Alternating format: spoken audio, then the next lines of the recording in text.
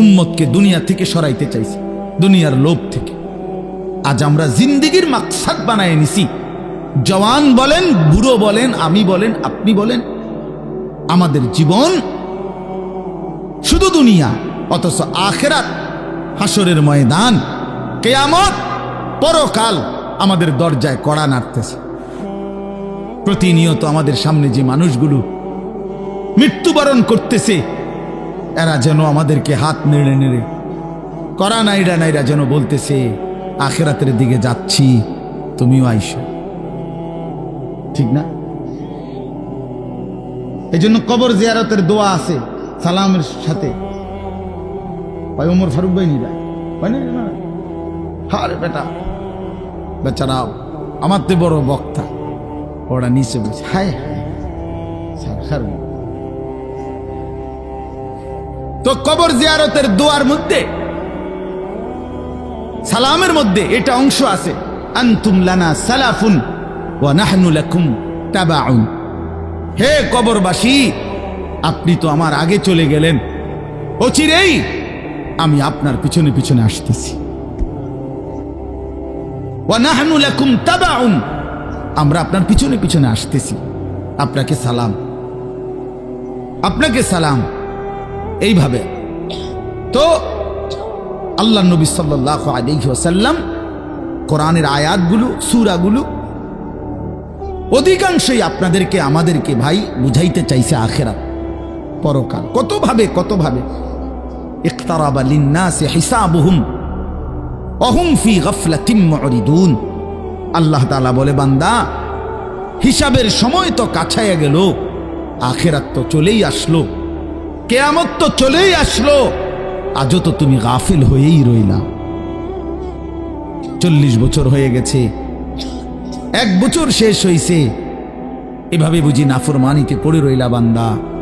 365 দিনে কোনদিন ছেলেরা, তোমরা যারা ফজরের নামাজ পড়ো না, তুমি বলো না বাপ, এত শক্ত এত পাষাণ কেমনে হয় না? 1টা বছর কোনদিন ফজরের নামাজ পড়ো নাই, এত বড় নিকৃষ্ট জানোয়ার মুসলমানের বাচ্চা কেমনে হয় বলেন?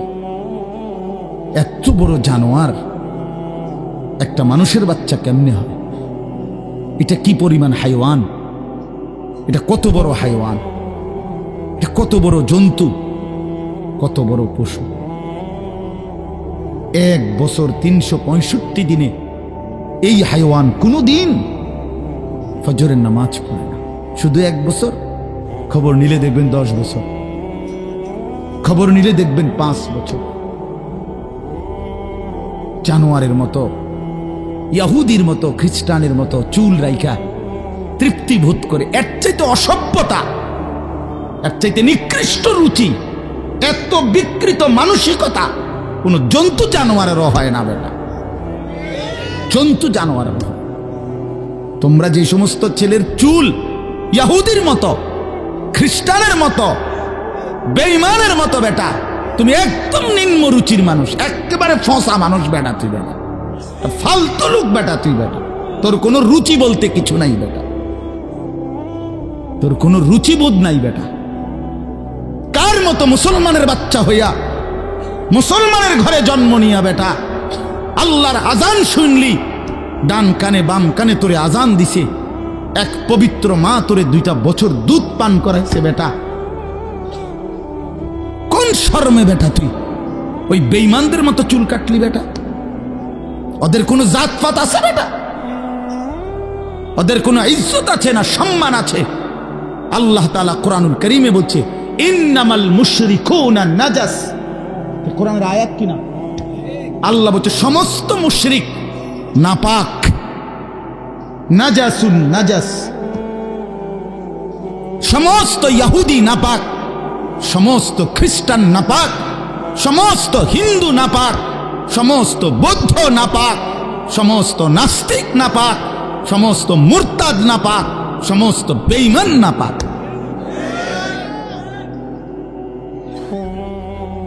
কার মতো বেটা চুল রাখলি বেটা?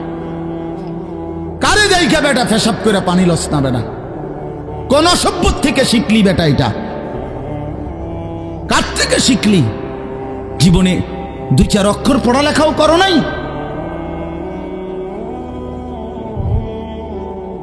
দুই চার শব্দ পড়ো নাই তোমরা ছেলেরা? মানুষ এত অভদ্র অপবিত্র হয় কেন? কোরআনুল কারীমের মধ্যে আছে, আল্লাহ তাআলা বলে, বান্দা কি আজীব কথা। কোরআন শরীফে আছে, বান্দা কোনোভাবেই যদি পানি নাই, ঠিক আছে, ফাইন লাম তাজিদু মাআন ফাতায়াম্মামু সাঈদান তাইয়্যিবা, তাহলে মাটি দিয়ে, পবিত্র মাটি দিয়ে তায়াম্মুম করো, তবুও নিজেকে পবিত্র বানাও। যদি বলি আল্লাহ পানি নাই, ঠিক আছে, তো মাটি দিয়ে হলেও পবিত্র হইতে হবে, এত তাড়াহুড়া কা? পানি আইও, পানি পাইয়া লই, এরকম শুরু করলেন।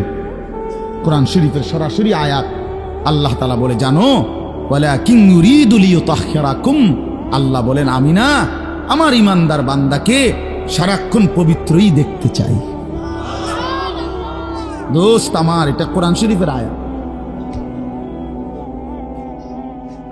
ওয়ালাকিন ইউরিদু লিইউতাহহিরাকুম,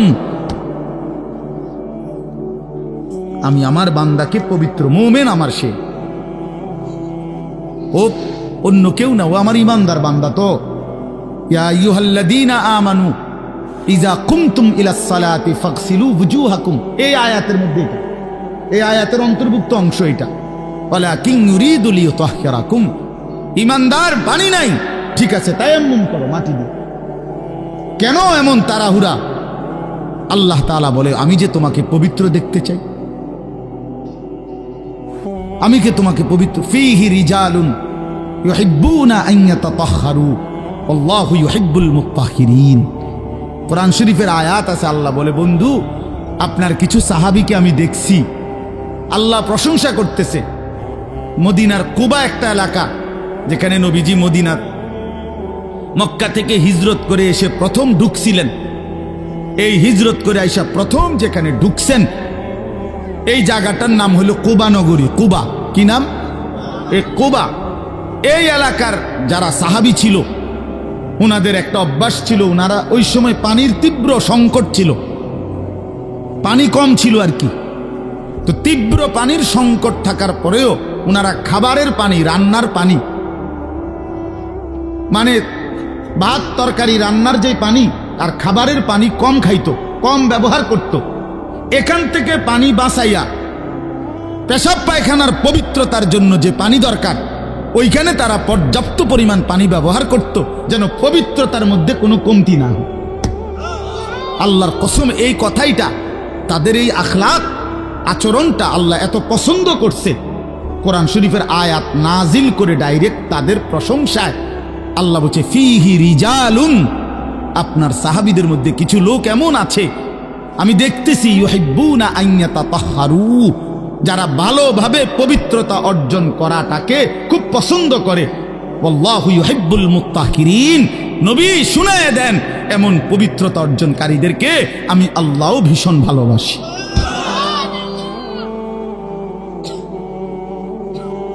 তোরে আল্লাহ ঘৃণা করে। যুবক, তোদের যাদের প্যান্টে পেশাব, তোরা যারা টয়লেট পেপার ব্যবহার করো না, তুই নিকৃষ্ট রুচির মানুষ বেটা, ফালতু বেটা, ফালতু বেটা। চুল কেবল চুলের পিছনের দিকে ফিরাস বেটা, হাইতে মানে এটা কেমন লাগে? হ্যাঁ, সামান্য সামান্য সহপাঠী বা সামান্য সেরকম আর সেরকম লাগতেছে তোরে দোস্ত, জিঙ্গাইলে না বলে সেরকমটা কেডা? সেরকম ঠিক আছে লাগতেছে, আমিও কই, কিন্তু সে কে যার মতো লাগতে আছে? হেইতে কেডা যে যার মতো? সেরকম তো বুঝছি, সেরকমটাকে। সেরকম কি গাঁজাখোর, না ফুট্টাখোর, না বাবাখোর, না ডাইলখোর, না হারামখোর, না মদখোর, না ইয়াবাখোর? কার মতো লাগতেছে তারে জিঙ্গা। তুই যে আমারে কইলি সেরকম লাগতে আছে, হেতে কেডা যার মতো লাগতে আছে আমারে? কথা বলেন। হ্যাঁ, তো জিঙ্গাইলে কবে দোস্ত ফুট্টাখোরের মতো লাগে, তোর বাবাখোরের মতো লাগে তোর। কারণ কোন ভদ্র মানুষ, ইমানদার, নামাজি, কোন চরিত্রবান পবিত্র মানুষ নাপাক থাকতে পারে না। তাহলে তো এটা বুঝাই যায় তোরে কার মতো লাগে বেটা। হ্যাঁ, নাই তো হে বলুক যে দোস্ত তোর চুল দেখে মনে হয় বুড়া বাইজিদ বসতাম, তোর একদম জোনায়েদ বাগদাদির মতো লাগতে আছে, এমন নি তাহলে তোর চোর ডাকাইতের মতোই তো লাগে। আস্তাগফিরুল্লাহ, আস্তাগফিরুল্লাহ। প্রিয় ভাই আমার, বন্ধু আমার, আখিরাত যেন ভুলে না যাই। মহান আল্লাহ পাক রব্বুল আলামিন এই কোরআনুল কারীমের মধ্যে বারবার আমাদেরকে আখিরাত মনে করাইছে। আমাদের জিন্দেগি ঈমানের জিন্দেগি, আমাদের জিন্দেগি পবিত্র জীবন ভাইয়া। আমরা শুধুই দুনিয়ার জন্য না, কতজন কতভাবেই তো ইন্তেকাল করে, মৃত্যুবরণ করে, কিন্তু শাহাদাতের মৃত্যু শ্রেষ্ঠতম মৃত্যু। এবং শহীদি মৃত্যু মানে জীবন, যেটা বলল গজলের মধ্যে ওই লাইনটা আছে। তো আসলে কোরআনুল কারীমের মধ্যে আছে, আল্লাহ তাআলা বলেন, ওয়ালা তাকুলু লিমান ইউকতালু ফি সাবিলিল্লাহি আমওয়াত বাল আহইয়াউন। আল্লাহর পথে যারা শাহাদাত বরণ করে তোমরা তাদেরকে মৃত বলো না, বরং আল্লাহ নিজে বলতেছেন বাল আহইয়াউন, বরং তারা জীবিত, নিঃসন্দেহে জীবিত। রাসূলুল্লাহ সাল্লাল্লাহু আলাইহি ওয়াসাল্লাম বলেন, সবুজ পাখির ভিতরে তাদের রূহ জান্নাতের মধ্যে ঘুরতে থাকে। এজন্য সাইয়্যিদুনা ওমর রাদিয়াল্লাহু তাআলা আনহু আজীবন তিনি শাহাদাত কামনা করতেন। আল্লাহুম্মা ইন্নী আসআলুকা শাহাদাতান ফি সাবিলিক ওয়া ফি বালাদি রাসূলিক। হযরত ওমর রাদিয়াল্লাহু তাআলা আনহু বলতেন যে আল্লাহ, আমি আপনার কাছে শহীদি মরণ চাই এবং নবীর শহরে মরতে চাই, মদিনায়। তো আল্লাহ তাআলা ঠিক যেভাবে দোয়া করছেন আজীবন, ওইভাবেই আল্লাহ তাআলা ওনার দোয়া কবুল করছেন। উনি মদিনাতেই ইন্তেকাল করছেন এবং শাহাদাতের মৃত্যু। ফজরের নামাজের ইমামতি অবস্থা মসজিদে নববীতে প্রথম কাতারে উনি ইমামতি করতেছিলেন। একজন অগ্নিপূজক কাফের ছদ্মবেশে চাদর দিয়ে শরীর ঢেকে এই বেঈমান ফজরের নামাজের ইমামতি করতেছেন ওমর রাদিয়াল্লাহু তাআলা আনহু। এই সময় ওনার কোমরের মধ্যে ছুরি মারছে, 7-8টা ছুরির ঘাই দিছে। এই অবস্থায় তিনি রক্ত ঝরতে শুরু করছে। তো উনি চাপ দিয়া ধইরা আগে পেছন কাতার থেকে, প্রথম কাতার থেকে হযরত আব্দুর রহমান ইবনে আউফ রাদিয়াল্লাহু তাআলা আনহুকে টেনে ইমামের জায়গায় না দাঁড় করায়া, তো বলছে, আব্দুর রহমান, আগে ফজরের নামাজ শেষ করো, তারপরে তোমরা আমারে ধইরো। তো উনি কাটা মুরগির মতো পাশে এই ব্যথায় তড়ফাইছে, কিন্তু সাহাবায়ে কেরাম আগে নামাজ পড়ছে, এরপরে উনারে ধরছে। তো এই আঘাতেই উনি শাহাদাত বরণ করছে। তো শহীদি মৃত্যুও হয়েছে, আবার রসুলের শহরেই মদিনাতেই মৃত্যুবরণ করছে। এবং সবচেয়ে আশ্চর্যের কথা হলো, উনি হলেন শহীদে মেহরাব, মেহরাবের শহীদ। অর্থাৎ নামাজের এই জায়গায় রাসূলুল্লাহ সাল্লাল্লাহু আলাইহি ওয়াসাল্লাম আজীবন যেখানে ইমামতি করতেন, সেইখানে তিনি শাহাদাত বরণ করছেন। আল্লাহ ওনাকে কিভাবে কবুল করছে। এজন্য নওজোয়ান ভাই ছেলেরা, তোমাদেরও এটা মনে রাখা চাই, সারা পৃথিবীর ইসলাম বিরোধী দুশ্মনরা, এই সারা বিশ্বের ইহুদি, খ্রিস্টান, মুনাফিক, নাস্তিক, মুরতাদ, ইসলাম বিদ্বেষীদের একটা বড় ষড়যন্ত্র, তাদের একটা বড় মেন এজেন্ডা হলো সারা পৃথিবীর মুসলমানদের দিল থেকে জিহাদ ফি সাবিলিল্লাহ, আল্লাহর রাস্তায় জিহাদ এবং শাহাদাত, এই শব্দ যেন ভুলে যায়। ভোগ বিলাসিতা, দুনিয়া প্রীতি, দুনিয়া নিয়ে ব্যস্ত থাকা, এই অর্থ সম্পদ, বাড়ি ঘর, দালান, বিল্ডিং, খাট পালং, সোফা, ফার্নিচার, আর ছেলেপেলেরা মোবাইল, বন্ধুদের আড্ডা, খামখেয়ালি, মানে এর মধ্যেই ডুবে থাকুক, অসভ্যতার মধ্যে, দুনিয়া বাড়ানোর মধ্যে পড়ে থাকুক। এটা হলো বেঈমানের সমস্ত ষড়যন্ত্রের মূল। এজন্য সারা পৃথিবী জুড়ে তারা জিহাদ ফি সাবিলিল্লাহর বিরুদ্ধে, আল্লাহর রাস্তায় যুদ্ধ, এর বিরুদ্ধে জঙ্গি, উগ্রবাদী, টেরোরিস্ট, সন্ত্রাসী ইত্যাদি বহু কিছিমের অপপ্রচার করে লাগাতার অব্যাহত এই পরিমাণ বলতে থাকছে যে অনেক মুসলমান সাধারণ মানুষ পর্যন্ত এটাকে ভয় পাইতে শুরু করছে, যে জেহাদ বললেই আতঙ্ক, কিতাল বললেই আতঙ্ক। অথচ কোরআনুল কারীমের প্রায় 600-র চাইতে বেশি আয়াতের মধ্যে আল্লাহ তাআলা জিহাদ ফি সাবিলিল্লাহর কথা বলছেন। তাহলে এতগুলো আয়াতকে অস্বীকার করার কোনো সুযোগ আছে? বলেন, কিভাবে অস্বীকার করে? কোরআনুল কারীমের একটি শব্দ কেউ যদি অস্বীকার করে তাহলে তো সে কাফের, সে তো বেঈমান। তাহলে কোরআনুল কারীমের মধ্যে আল্লাহ তাআলা বারবার এই কথা স্পষ্ট বলছে। কোরআন শরীফে আছে, মক্কায় মুসলমানরা, কুরাইশরা, মক্কার কুরাইশদের মধ্যে মাঝে মধ্যে বিতর্ক হইত যে কেউ কাবা ঘরে হাজিদেরকে পানি পান করাইতো, কেউ হাজিদেরকে মেহমানদারি করত, কেউ কাবা ঘরের চাবি পাহারা দিত, কেউ কাবা ঘরের সংরক্ষণ করত, কাবা ঘরের ভবন ইত্যাদি প্রস্তুত করত, হাজিদের জন্য তাবু বানাইতো। তো এই খেদমতকে অনেক বড় মনে করত। তো একদিন নিজেদের মধ্যে তারা বলতেছিল যে এইটা সবচেয়ে বড় কাজ। তো আল্লাহ তাআলা কোরআনুল কারীমের সূরা আয়াত নাজিল করে বললেন, না, আল্লাহর উপরে ঈমান এবং জান মালের জিহাদ এটা সর্বশ্রেষ্ঠ কাজ। আজআলতুম সিকায়াতাল হাজ্জ ওয়া ইমারাতাল মসজিদিল হারাম কামান আমানা বিল্লাহি ওয়াল ইয়াউমিল আখির ওয়া জাহাদা ফি সাবিলিল্লাহি বিআমওয়ালিহিম ওয়া আনফুসিহিম লা ইস্তাবুনা ইনদাল্লাহ। তোমরা মনে করেছো হাজিদেরকে পানি পান করানো এবং কাবা ঘর মসজিদে হারামের রক্ষণাবেক্ষণ করা এটা সর্বোত্তম?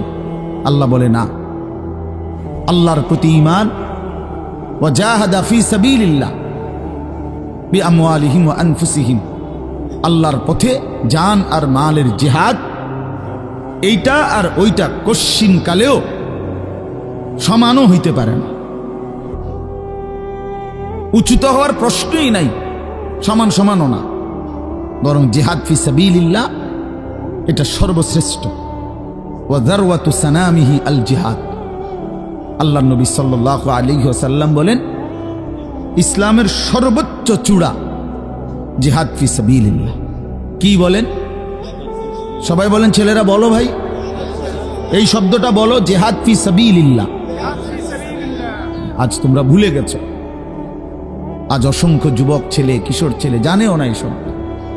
16, 17, 18 বছরের ছেলেরা রাসূলুল্লাহ সাল্লাল্লাহু আলাইহি ওয়াসাল্লামের জামানায় পুরা দমে যুদ্ধ করছে, পুরা দমে। 17, 18 বছরের অসংখ্য সাহাবী, 20 বছরের অসংখ্য সাহাবী যুদ্ধের ময়দানে সেনাপতি ছিলেন। উহুদের যুদ্ধে সর্বপ্রথম আল্লাহর নবী সাল্লাল্লাহু আলাইহি ওয়াসাল্লাম উহুদের যুদ্ধের দিন, ইসলামের ইতিহাসের অত্যন্ত ভয়ানক একটা যুদ্ধের নাম হল উহুদের যুদ্ধ, যেখানে 70 জন সাহাবী শাহাদাত বরণ করছিলেন। এই যুদ্ধে সর্বপ্রথম দুশমনের বিরুদ্ধে, কাফেরদের মোকাবেলায় আল্লাহর নবী সাল্লাল্লাহু আলাইহি ওয়াসাল্লাম প্রথম তীর মারার জন্য দুশমনের দিকে যাকে আদেশ করছেন তার বয়স ছিল মাত্র 18 বছর। হযরত সাদ ইবনে আবি ওয়াক্কাস রাদিয়াল্লাহু তাআলা আনহু। নবীজি উনাকেই প্রথম বলছেন দুশমনের দিকে তীর মারো, ইরমি সাদ, সাদ তুমি তীর ছোড়ো, ফিদাকা আবি ওয়া উম্মি। এই নবী জীবনে একবার শুধু বলছে এই 18 বছরের সাহাবী যুবকের জন্য যে আমি মুহাম্মদের মা বাপ তোমার জন্য কুরবান। আর কোনোদিন নবীজি এ কথা বলে নাই। সাহাবীরা নবীকে বলতো, হে আল্লাহর নবী, আমার মা বাপ আপনি রসুলের জন্য কোরবান হোক, এটা মহব্বতে বলতো। তো নবীজি জীবনে কাউকে বলে নাই এখন। এই একমাত্র এই উহুদের যুদ্ধের দিন 18 বছরের ওই ছেলে, এটা হইলো এই বই টিফো মোবাইল, এটা জিন্দিগি এই মোবাইল লইয়াই শেষ কর, এই ছাগলামি করতে করতেই জীবন শেষ। 24 ঘন্টার জীবনটা তোমরা ছেলেরা বুঝে নিছো মোবাইল। তোমাগর এই ইবলিস শয়তান এমন ভাবে বলে দিছে যে পৃথিবীর সব কিছু থেকে আলাদা হইবি, কিন্তু এটার থেকে আলাদা হবি না। আজকে এইভাবে তোমগরে শয়তান মাথার মধ্যে তোমকে বুঝাই দিস যে জীবনটা বাইধা রাখ মোবাইলের উপর। জীবনের আর কোনো পৃথিবীতে কি হয় না হয় কিচ্ছুর দরকার নেই, তুই শুধু মোবাইলের মধ্যে ডুববা থাক। অপদার্থ এক জিন্দিগি ভাইয়া, এক ফালতু জীবন, ফালতু জীবন, একটা বর্বর জীবন। মোবাইলের আসক্ত যেই ছেলে মেয়ে, এটা একটা বাজে লোক, ফালতু লোক, ফালতু, 100 ফালতু, 100 ফালতু, 100 ফালতু, একেবারেই আকামলা। এটা এক ধরনের অপদার্থ ছাড়া, যার পৃথিবী নিয়ে, মানবতার কল্যাণ নিয়ে, মানুষের কোনো উপকার নিয়ে, পৃথিবী নিয়ে, আখেরাত নিয়ে জীবনের কোনো স্বপ্ন নাই।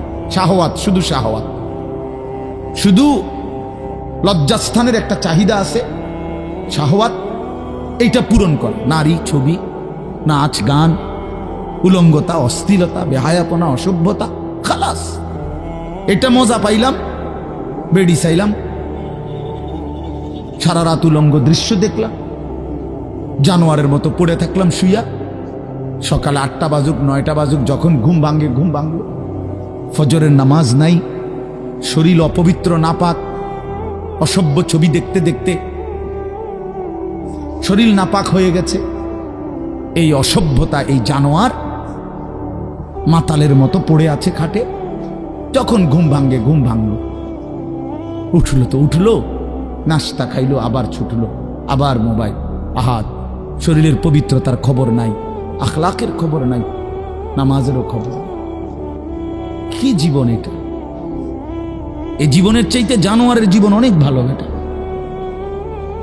জন্তু, জানোয়ারও এর চাইতে আগে উঠে যায়, এর চাইতে আগে উঠে।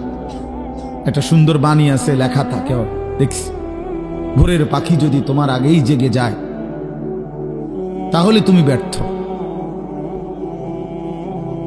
ভোরের পাখি যদি তোমার আগেই উঠে যায় তুমি ব্যর্থ। তোমার আগে উঠবে কেন? তুমি মানুষ, আশরাফুল মাখলুকাত, আল্লাহর সর্বশ্রেষ্ঠ সৃষ্টি, তুমিই তো আগে উঠবার কথা। তোমরাই কি জীবন বাছাই করে নিছো ছেলেরা, তোমরাই বলতে পারো বাবা। তোমার জন্য আমি আটকাবো না, আমার জন্য তুমি আটকাইবা না, কেউ কারো জন্য আটকাবে না। ছেলেরা মনে রাখো, একদিন তোমার বাপ তোমার বাপের মতো করে কবরে চলে যাবে। এই যাই দৌড়ঝাঁপ করছে বেচারা কামাই করার, একদিন দেখবা তোমার রাইখা সে চলে গেছে। একদিন তুমিও চলে যাইবা। এই বন্ধু বান্ধব, আড্ডা, এগুলো সব থাইকা যাবে। দুনিয়ার জায়গায় থাকবে।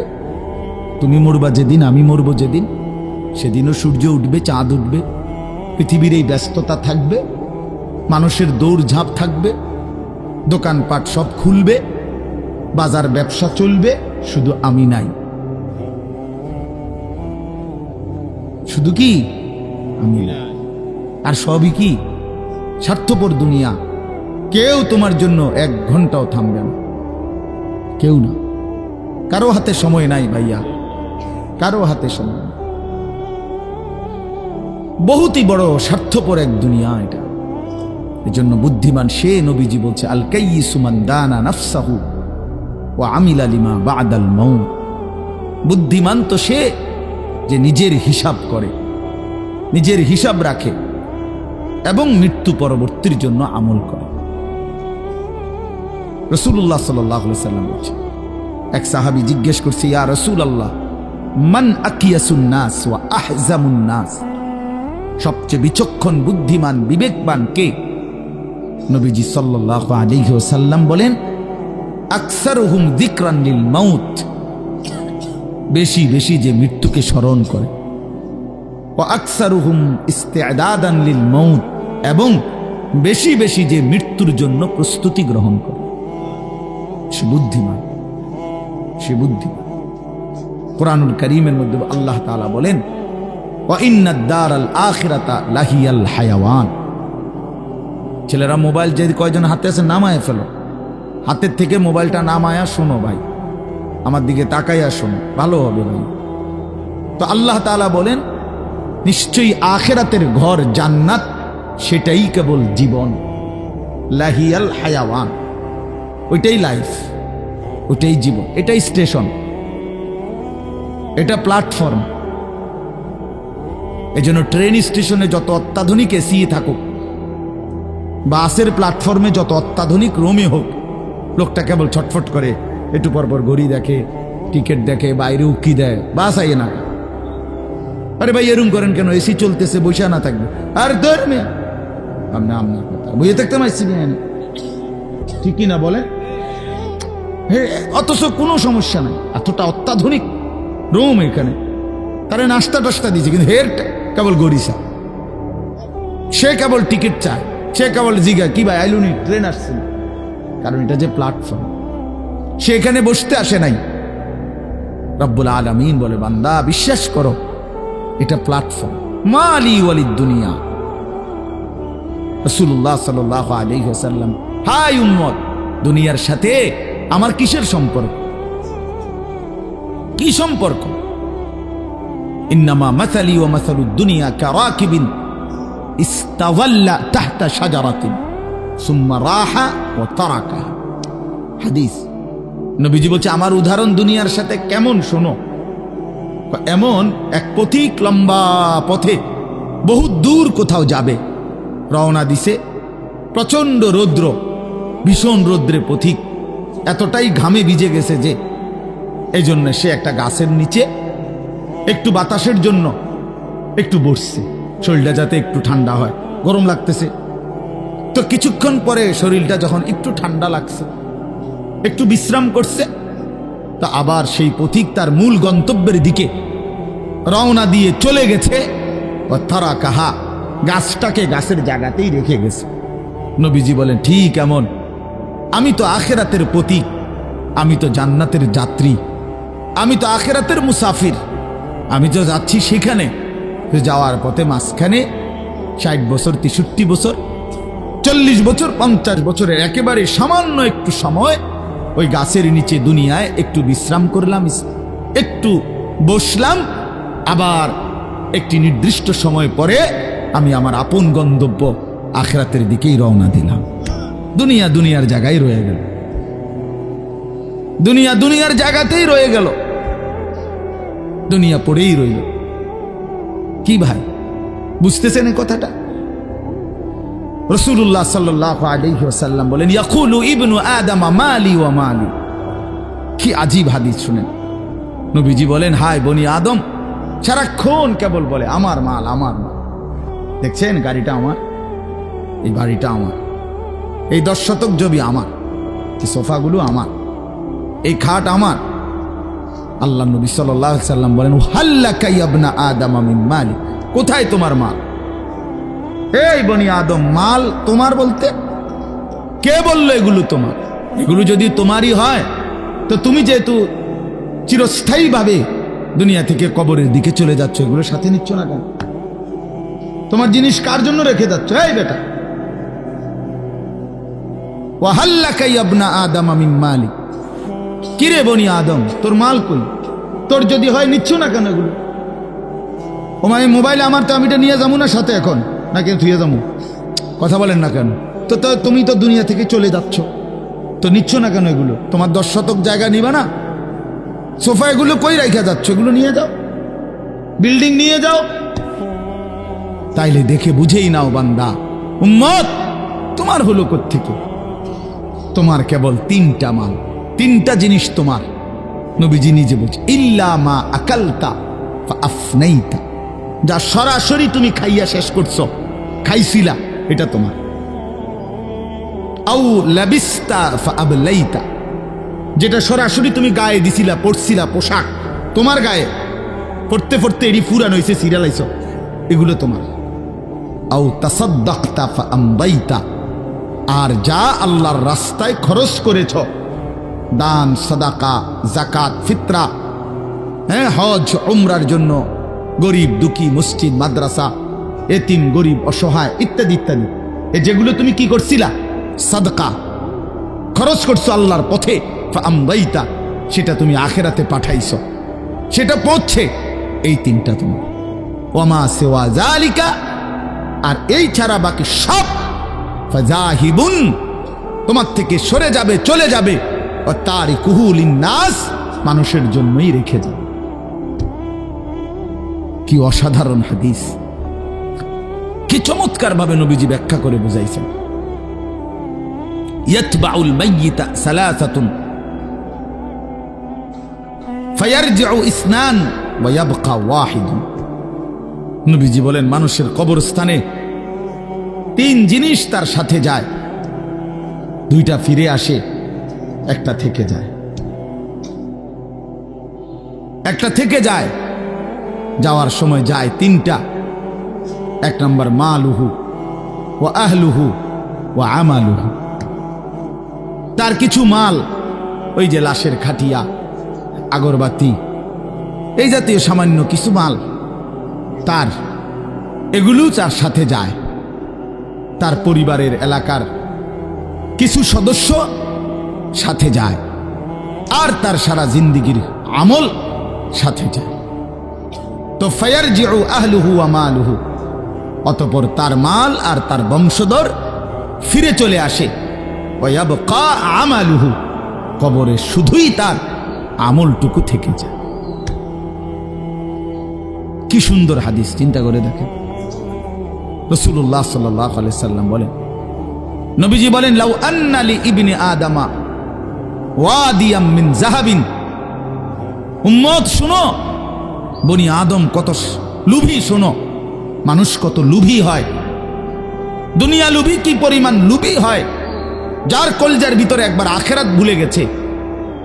বিশ্বাস করেন ভাইয়া, ছেলেরা তোমরাও বোঝো ভাইয়া, দুনিয়া যার কলজার ঢুকছে, নারীর লোভ, সম্পদের লোভ, অর্থের লোভ, নেতাগিরির লোভ,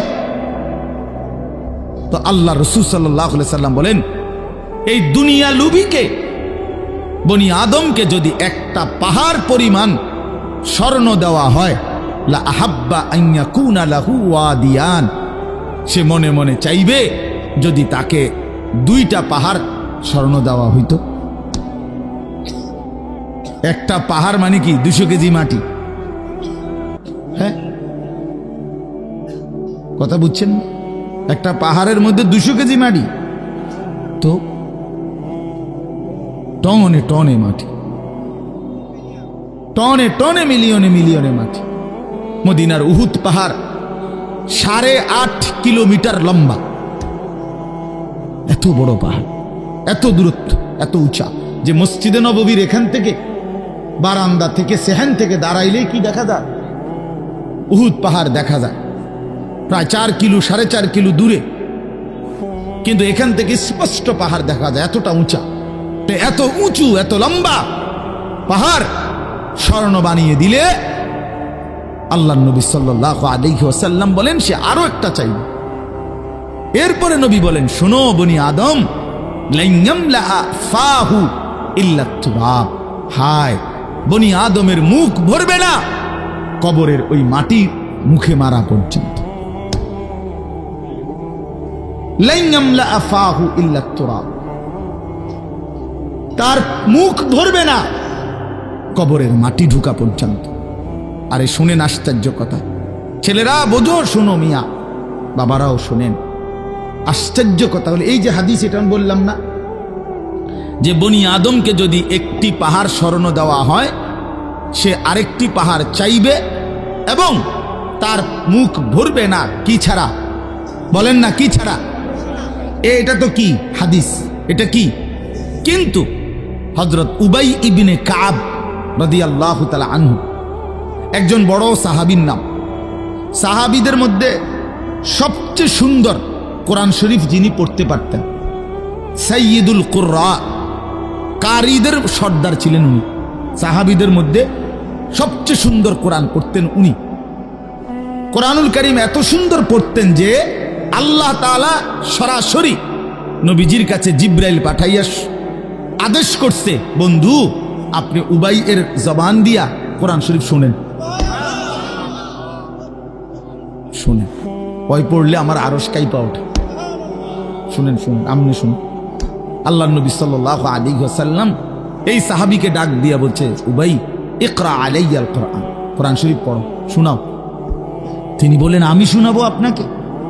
আমরাই তো শুনি আপনার থেকে, আপনার সামনে আমি কোরআন পড়বো এই সাহস তো আমার নাই ইয়া রাসূল। আল্লাহ নবী সাল্লাল্লাহু আলাইহি ওয়াসাল্লাম বললেন, আল্লাহ তাআলা তোমার নাম বলে আমাকে আদেশ করেছেন তোমার জবানে কোরআন শুনতে। উনি 3 বার জিগাইছে কথাইটা। এরপরে আসাম্মানি আল্লাহ, ইয়া রাসূলুল্লাহ, আল্লাহ আমার নাম নিছে? বলে তোমার নাম? আমার নাম? হ্যাঁ তোমার নাম। আমার নাম? বলছে হ্যাঁ তোমার নাম।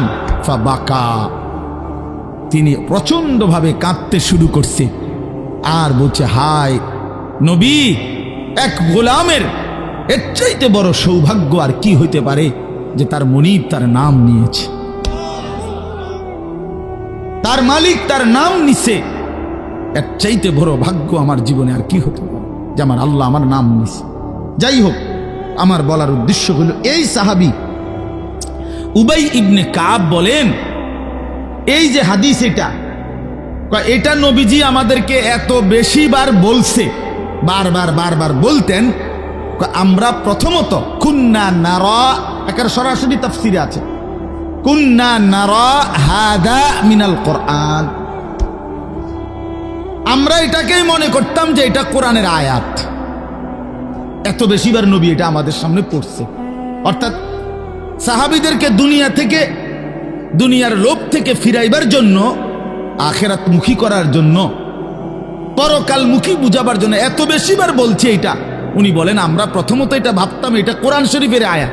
হাত্তা নাজালাত আলহাকুমুত তাকাসুর হাত্তা যুরতুমুল মাকাবির, এরপরে যখন আলহাকুমুত তাকাসুর এই সূরাটা নাজিল হইছে, এই আমি এখন যেই সূরাটা পড়ছি তার পরের সূরা, এটা যখন নাজিল হইল তখন আমরা বুঝলাম যে না, এইটা হইল কোরআন, আর এতদিন যেটা মনে করছি এটা রাসূলের হাদিস। আল্লাহ নবী সাল্লাল্লাহু আলাইহি ওয়াসাল্লাম এভাবে উম্মতকে দুনিয়া থেকে সরাইতে চাইছে, দুনিয়ার লোভ থেকে। আজ আমরা জিন্দেগির মাকসাদ বানায় নিছি। জওয়ান বলেন, বুড়ো বলেন, আমি বলেন, আপনি বলেন, আমাদের জীবন শুধু দুনিয়া, অথচ আখিরাত, হাসরের ময়দান, কিয়ামত, পরকাল আমাদের দরজায় কড়া নাড়তেছে। প্রতিনিয়ত আমাদের সামনে যে মানুষগুলো মৃত্যুবরণ করতেছে, এরা যেন আমাদেরকে হাত নেড়ে নেড়ে, কড়া নাইরা যেন বলতেছে, আখিরাতের দিকে যাচ্ছি, তুমিও আইসো। ঠিক না?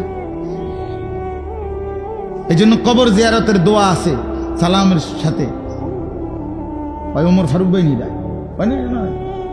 হারে বেটা, বেচারা আমার তে বড় বক্তা, ওরা নিচে বসে হায় হায়।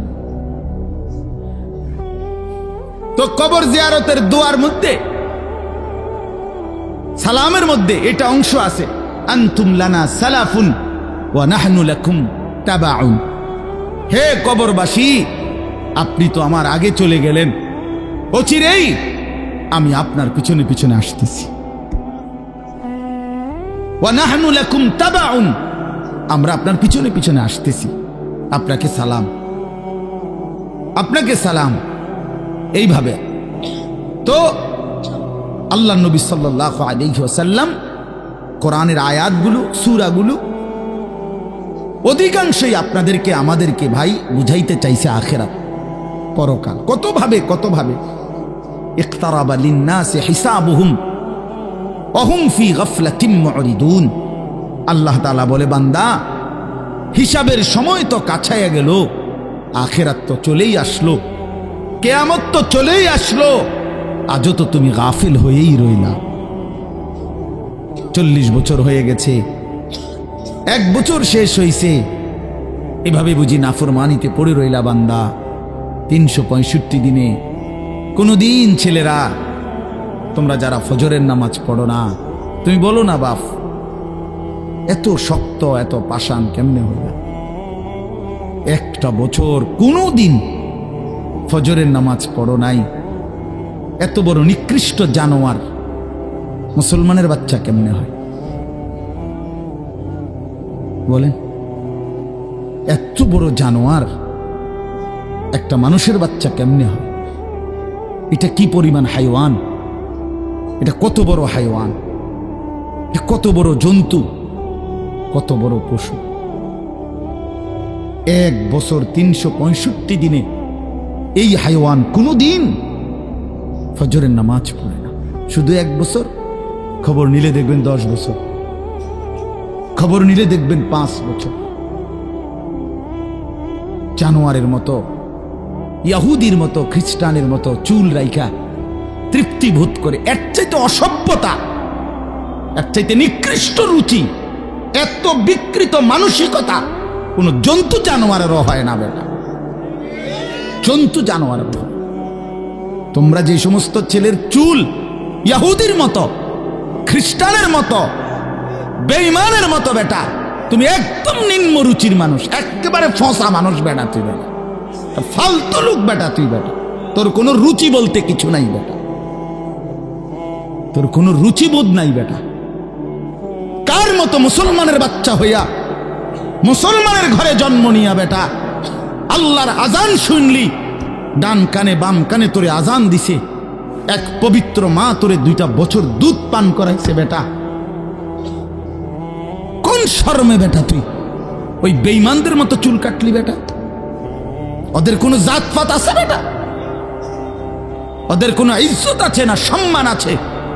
আল্লাহ তাআলা কোরআনুল কারীমে বলছে ইন্নামাল মুশরিকুনা নাজাস, কোরআনের আয়াত কিনা?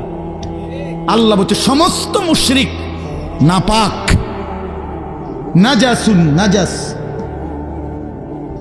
সমস্ত ইহুদি নাপাক, সমস্ত খ্রিস্টান নাপাক, সমস্ত হিন্দু নাপাক, সমস্ত বৌদ্ধ নাপাক, সমস্ত নাস্তিক নাপাক, সমস্ত মুরতাদ নাপাক, সমস্ত বেঈমান নাপাক।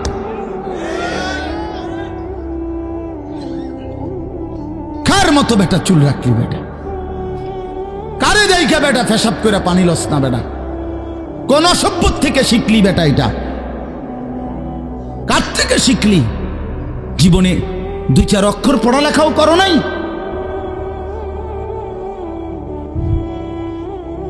2-4 শব্দ পড়ো নাই তোমরা ছেলেরা। মানুষ এত অভদ্র অপবিত্র হয় কেন? কোরআনুল কারীমের মধ্যে আছে, আল্লাহ তাআলা বলে বান্দা কি আজীব কথা, কোরআন শরীফে আছে বান্দা কোনোভাবেই যদি পানি নাই, ঠিক আছে, ফাইন লাম তাজিদু মাআন ফাতায়াম্মামু সাঈদান তাইয়্যিবা, তাহলে মাটি দিয়ে, পবিত্র মাটি দিয়ে তায়াম্মুম করো, তবুও নিজেকে পবিত্র বানাও। যদি বলি আল্লাহ পানি নাই, ঠিক আছে, তো মাটি দিয়ে হলেও পবিত্র হইতে হবে, এত তাড়াহুড়া কা? পানি আইও, পানি পাইয়া লই, এরকম শুরু করলেন। কোরআন শরীফের সরাসরি আয়াত, আল্লাহ তাআলা বলে জানো ওয়ালাকিন ইউরিদু লিইউতাহহিরাকুম, আল্লাহ বলেন আমি না আমার ইমানদার বান্দাকে সারাক্ষণ পবিত্রই দেখতে চাই। দোস্ত আমার, এটা কোরআন শরীফের আয়াত। ওয়ালাকিন ইউরিদু লিইউতাহহিরাকুম, আমি আমার বান্দাকে পবিত্র, মুমিন আমার সে, ও অন্য কেউ না, ও আমার ইমানদার বান্দা। তো ইয়া আইয়ুহাল্লাযীনা আমানু ইযা কুমতুম ইলাস সালাতি ফাগসিলু ওয়ুজুহাকুম, এই আয়াতের মধ্যে এটা, এই আয়াতের অন্তর্ভুক্ত অংশ এটা। ওয়ালাকিন ইউরিদু লিইউতাহহিরাকুম, ইমানদার পানি নাই, ঠিক আছে, তায়াম্মুম করো মাটি দিয়ে। কেন এমন তাড়াহুড়া? আল্লাহ তাআলা বলে আমি যে তোমাকে পবিত্র দেখতে চাই, আমি কে তোমাকে পবিত্র। ফীহি রিজালুন ইউহিব্বুনা আন ইয়াতাতাহহারু আল্লাহু ইউহিব্বুল মুত্তাহহিরিন, কোরআন শরীফের আয়াত আছে, আল্লাহ বলে, বন্ধু আপনার কিছু সাহাবীকে আমি দেখছি। আল্লাহ প্রশংসা করতেছে। মদিনার কুবা একটা এলাকা, যেখানে নবীজি মদিনার মক্কা থেকে হিজরত করে এসে প্রথম ঢুকছিলেন। এই হিজরত করে আইসা প্রথম যেখানে ঢুকছেন, এই জায়গাটার নাম হলো কুবা নগরী। কুবা কি নাম? এই কুবা। এই এলাকার যারা সাহাবী ছিল, ওনাদের একটা অভ্যাস ছিল, ওনারা ওই সময় পানির তীব্র সংকট ছিল, পানি কম ছিল আর কি। তো তীব্র পানির সংকট থাকার পরেও ওনারা খাবারের পানি, রান্নার পানি, মানে ভাত তরকারি রান্নার যে পানি আর খাবারের পানি কম খাইতো, কম ব্যবহার করত। এখান থেকে পানি বাঁচাইয়া পেশাব পায়খানার পবিত্রতার জন্য যে পানি দরকার, ওইখানে তারা পর্যাপ্ত পরিমাণ পানি ব্যবহার করত, যেন পবিত্রতার মধ্যে কোনো কমতি না হয়। আল্লাহর কসম, এই কথাইটা, তাদের এই আখলাক আচরণটা আল্লাহ এত পছন্দ করছে, কোরআন শরীফের আয়াত নাজিল করে ডাইরেক্ট তাদের প্রশংসায়। আল্লাহ বলছে, ফিহি রিজালুন, আপনার সাহাবীদের মধ্যে কিছু লোক এমন আছে আমি দেখতেছি, ইউহিব্বুনা আন ইয়াতাতাহহারু, যারা ভালোভাবে পবিত্রতা অর্জন করাটাকে খুব পছন্দ করে। আল্লাহু ইউহিব্বুল মুত্তাহিরিন, নবী শুনায়ে দেন, এমন পবিত্রতা অর্জনকারীদেরকে আমি আল্লাহও ভীষণ ভালোবাসি।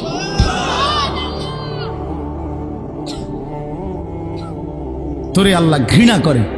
যুবক, তোদের যাদের প্যান্টে পেশাব, তোরা যারা টয়লেট পেপার ব্যবহার করো না, তুই নিকৃষ্ট রুচির মানুষ বেটা, ফালতু বেটা, ফালতু বেটা। চুল কেবল চুলের পিছনের দিকে ফিরাস বেটা, হাইতে মানে এটা কেমন লাগে?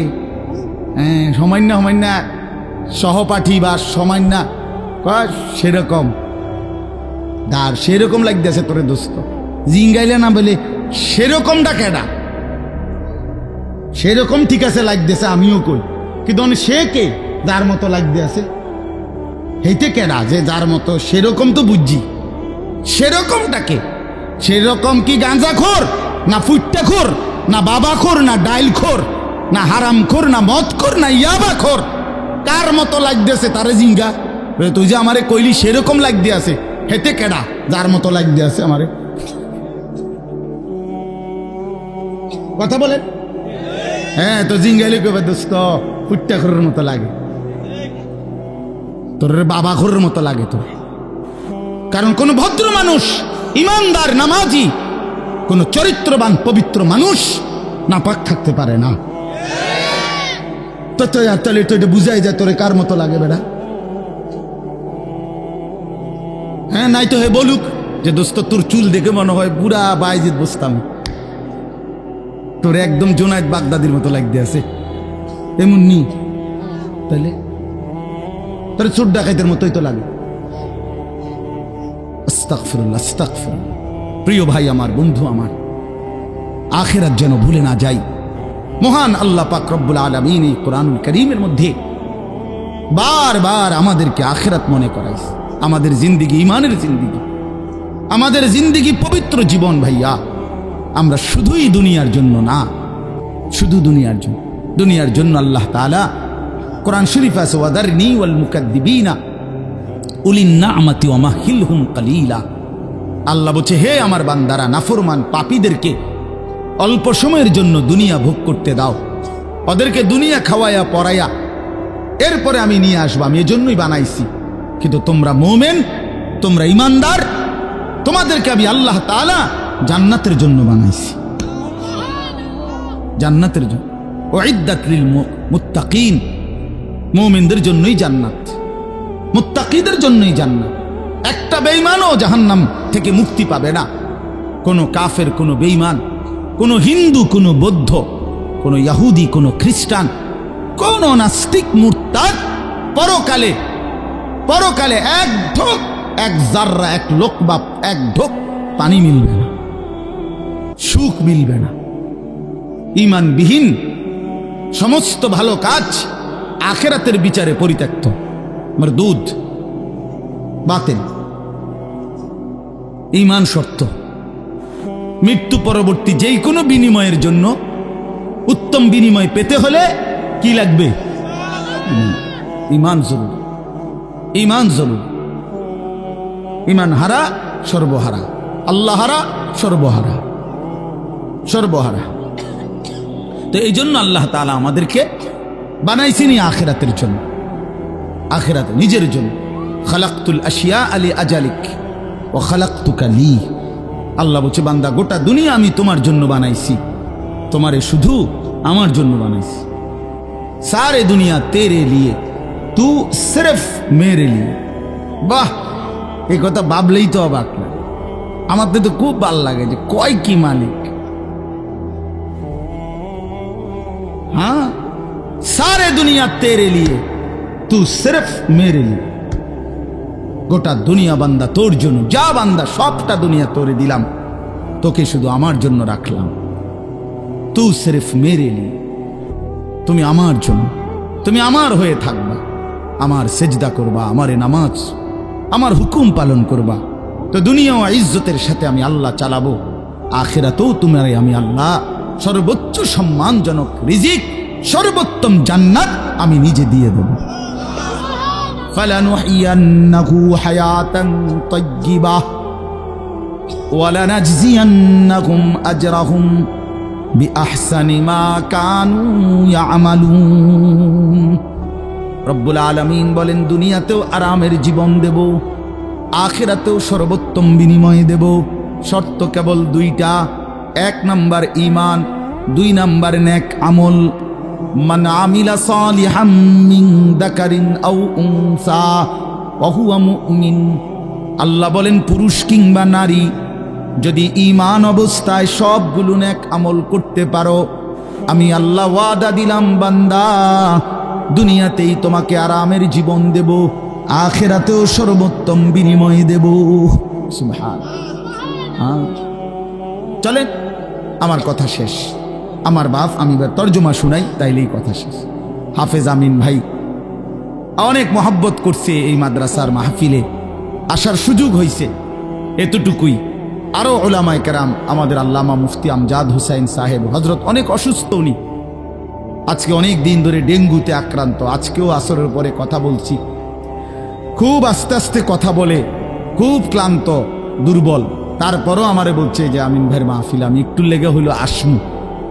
আমাদের আজকে যে একজন মাওলানা শেষ বয়ান করবে, আপনার অসাধারণ। আপনাদের ছেলেদেরকে তোমাদেরকে বলি, বাপ আমার অনুরোধ রইল, আমার এই কথাটা রাইখো, তোমরা ওর বয়ান শুনো।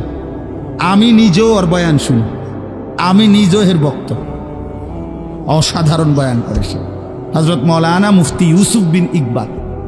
তার বয়ান চমৎকার, একেবারে আল্লামা মুফতি আরিফ বিন হাবিব যেমন সব কথা হাদিস থেকে বলে, এই নওজোয়ান মাওলানাও ঠিক এরকম অনর্গল রাসূলুল্লাহ সাল্লাল্লাহু আলাইহি সাল্লামের হাদিস বলতে থাকে। হ্যাঁ, এজন্য সবাই ইনশাআল্লাহ এই মাওলানার বয়ান শুনবার চেষ্টা করবেন। তো তরজমাটা শুনেন। আল্লাহ তাআলা মূল বক্তব্য এটাই যে আল্লাহ আমাদেরকে আখিরাত মনে করাইতে চাইছে। কি? কোরআনুল কারীমের 30 নম্বর পারা 101 নম্বর সূরা আল কারিআহ, এই সূরার আল্লাহ বলেন, আল কারিআতু মাল কারিআ। আল কারিআ অর্থ হলো যেটা দরজায় আঘাত করে, খটখট খটখট আওয়াজ করে, এই খটখটকারী।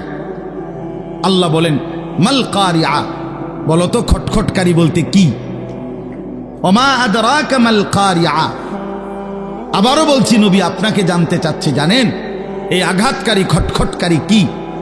আল্লাহ বলেন সেটা হলো আখিরাত, কিয়ামত, যেটা আপনার কাছে প্রতিদিন আমাদের কাছে খটখট করে আমাদের দরজায় যেন ঘন্টা বাজাইয়া বলে যাচ্ছে যে কিয়ামত তো চলেই আসলো। আখিরাতের প্রস্তুতি কি হলো বলো? ওই মানুষ তো মরে গেল দেখলা, তুমিও তো মরে যাবা, তোমার প্রস্তুতি কি বলো? এক লোকের জানাজা যাচ্ছিল, লাশ, তো এক বুজুর্গ আল্লাহওয়ালা ওই সামনে দাঁড়ানো, তো ওনার পাশের এক লোক বলতেছে, কার জানি কবর, কার জানি মৌত হইল, আরে কার জানি কার জানি। তখন তিনি বললেন, হয় তোমার মরণ হইল, নয়তো আমার মরণ হইল। মানে এইটা ভাবো যে হয় তোমার মরণ হইছে, নইলে কার মরণ হইছে? আমার মরণ হইছে।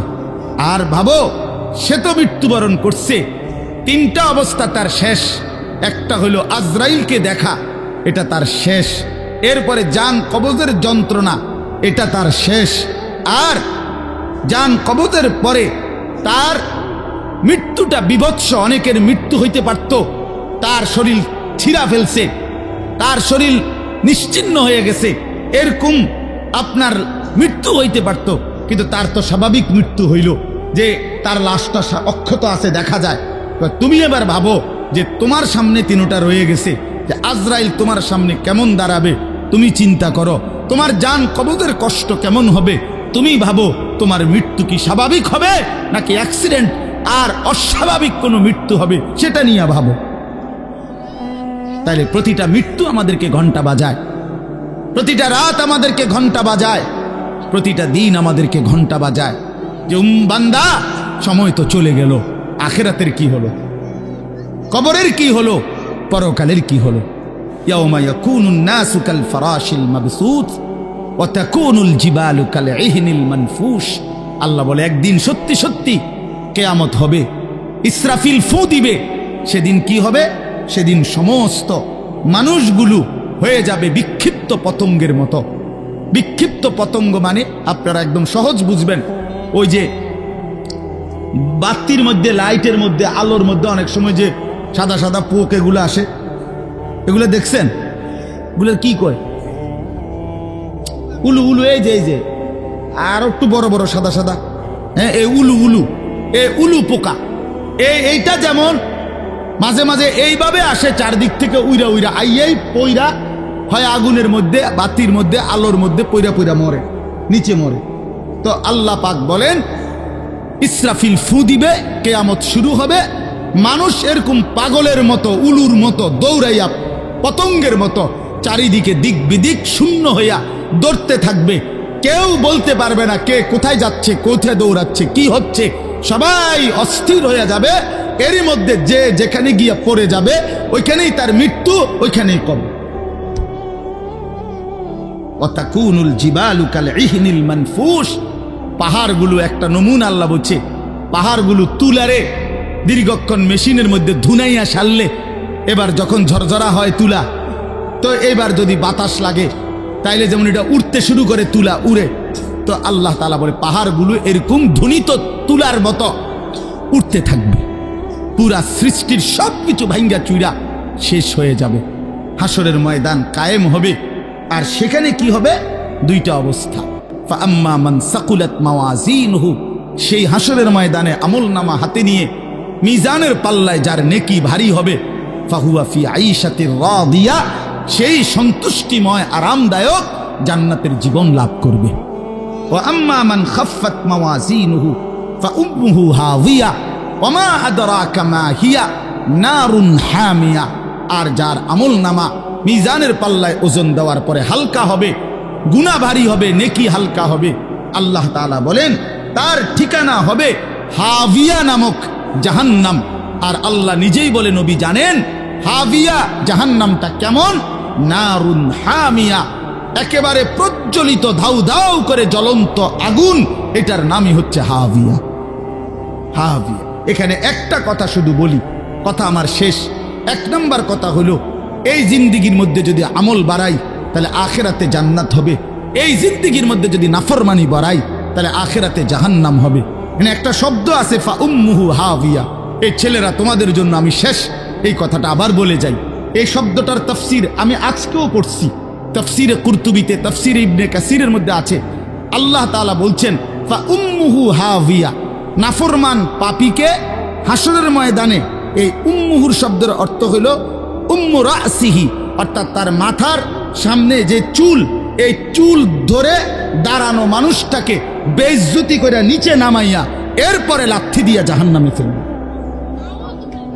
এইটা অর্থ। অতএব এই লম্বা চুল, এই বিকৃত চুল ছাড়ো, ছাড়ো, নাই তো জাহান্নামের ফেরেশতা টান দিয়া ধইরা তোরে দাঁড়ানোর থেকে নিচে ফেলাইয়া একটা লাথি দিয়া জাহান্নামে ফেলে দেবে। তখন বুঝবা, তখন বুঝবা। এই জন্য আমি অনুরোধ করলাম, রাগ হইও না। আমি শক্তই বললাম, মনে করো তোমরা এই স্বাভাবিক চুল রাখো, স্বাভাবিক, চারদিকে সমান চুল রাখো, এটা কোনোভাবে এটা অসভ্যতা, এটা ফ্যাশন না, এটা জাহান্নামীদের চিহ্ন ভাইয়া, এটা দাজ্জালের চিহ্ন। দয়া করে আমার এই কথা ফিরাই দিও না, ফিরাই দিও না যুবক। নিয়ত করো ইনশাআল্লাহ, ছেলেরা নিয়ত করো, বলো যুবক ইনশাআল্লাহ, পাক্কা নিয়ত করো ইনশাআল্লাহ। তোমাদের যুবক আগামী দিনের জন্য, ইসলামের জন্য রেডি হইতে হবে। তোমরা নামাজ পড়তেই হবে বাবা। আল্লাহকে রাজি না করলে আমার মাতৃভূমিও নিরাপদ থাকবে না। ফিলিস্তিন বহুদিন যাবৎ রক্তাক্ত, রোহিঙ্গা বহুদিন যাবৎ আরাকান রক্তাক্ত, কাশ্মীর বহুদিন যাবৎ রক্তাক্ত। আজ আমার মাতৃভূমিও শহীদ সাইফুল ইসলামের রক্তে রঞ্জিত। এ কথা বেঈমান প্রমাণ করে দিছে। ইসকনের গুন্ডারা, সন্ত্রাসীরা, এই বেঈমানরা প্রমাণ করে দিছে যে মুসলমান সুযোগ পাইলে তোদের কাউরে ছাড়ব না। কি হুজুর, কি পাবলিক, কেউরে ছাড়ব না। হ্যাঁ, বইয়া বইয়া মোবাইল টিপো, বইয়া বইয়া নারী দেখো। একদিন যখন বেঈমান গর্দানে ছুরি রাখবে, সেদিন বুঝবা আল্লাহ কি জিনিস, আল্লাহ কি জিনিস। এজন্য মরলে যদি ঈমানের সাথে মরতে পারি, সেজদা দিয়ে মরতে পারি, আল্লাহর গোলামি করে মরতে পারি, তো এই জীবন যদি চলেও যায়, রক্তে যদি জমিন ভেসেও যায়, কোনো অসুবিধা নেই। ঠিক কিনা বলেন না কেন? মরণ যখন শহীদে মরণ, খালাস, কোনো সমস্যা নাই। ঈমানের মৃত্যু ব্যর্থ না, শহীদের মৃত্যু ব্যর্থ না। কিন্তু যদি নাফরমানির মৃত্যু হয়, যদি বেনামাজি মৃত্যু হয়, যদি শরীর নাপাক, প্যান্ট নাপাক, নারী দেখতে দেখতে, উলঙ্গ ছবি দেখতে দেখতে, তো এই অবস্থায় যদি তোর মরণ হয় বেটা, কি হবে তোমার? কি হবে বাবা? এজন্য দয়া করে আখিরাতের জন্য প্রস্তুতি নাও, পরকালের সামান বানাও, নিজের আখিরাত সুন্দর করো। আল্লাহ তাআলা আমাদের প্রতিটা ছেলেকে তৌফিক দান করেন। বাবারা, আপনাদেরকেও বলি, 60 বছর 50 বছরে আপনারা আখিরাতের ফিকির করেন, কবরের ফিকির করেন, পরকালের সামান কি হলো সেটার ইন্তজাম করেন। খাট পালং সোফা ফার্নিচার এগুলো যেদূর হইছে হইছে, আমনে শেষ না করলেও এটি ফুলাইনে পরে করব, নাতি নাতনিরা আরো বানাইবো, এটি শেষ হইতো না। পৃথিবীতে আমনে মরার পরও গাছ থাকবো। আমনে মইরা যান, কোনো অসুবিধা নাই, আমনে মইরা দেখবেন গাছ মরছে না সব। পৃথিবীতে আমনে মরার পরেও দুনিয়া থাকবে, কাজে দুনিয়া ওরা বাকিরা করবে, আপনি এবার কবরের সামান করেন। আল্লাহ আমাদের বাবাদেরকে, চাচাদেরকে, বয়স্কদেরকেও আখিরাতের কবরের পুঁজি সংগ্রহ করার তৌফিক দান করেন। মা বোনদেরকে পর্দার ইজ্জতের কদর বুঝার তৌফিক দান করেন। তোমরা ছেলেদেরকে আল্লাহ তাআলা আগামী দিনের ইসলামের জন্য কবুল করে নেন, বলেন আমিন। এই রহিমপুর দারুল আমিন আল ইসলামিয়া মাদ্রাসা আল্লাহ কবুল করে নেন। এশার নামাজ পড়ে আবার যথারীতি বয়ানে বসেন, ওলামায়ে কেরামের নসিহত শুনে একসাথে শেষ করে দোয়া করে যাবেন। আল্লাহ তৌফিক দান করেন।